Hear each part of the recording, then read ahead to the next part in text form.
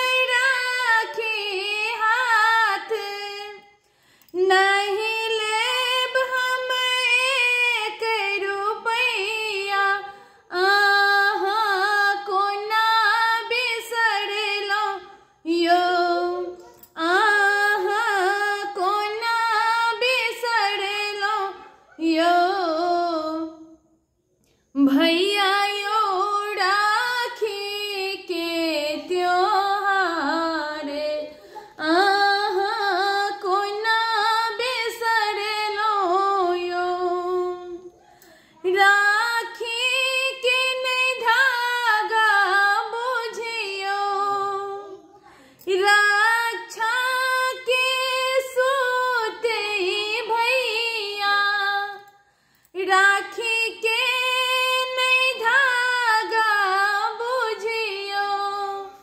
रक्षा के सूत भैया, हंसत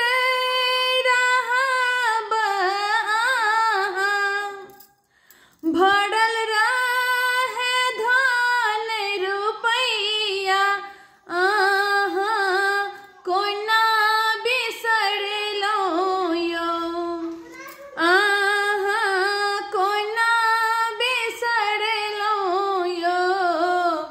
भैया यो राखी के त्योहार आहाँ कोना बिसरलो यो, भाई बहन के सुंदर पाबन होइया,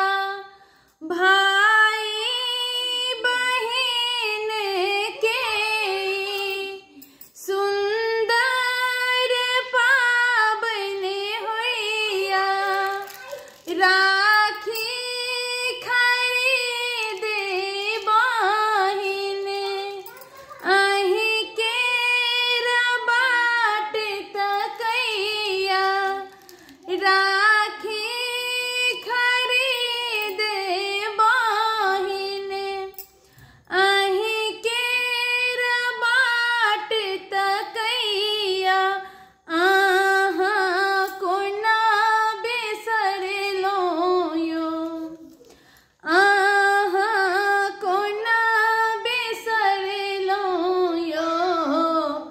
भैया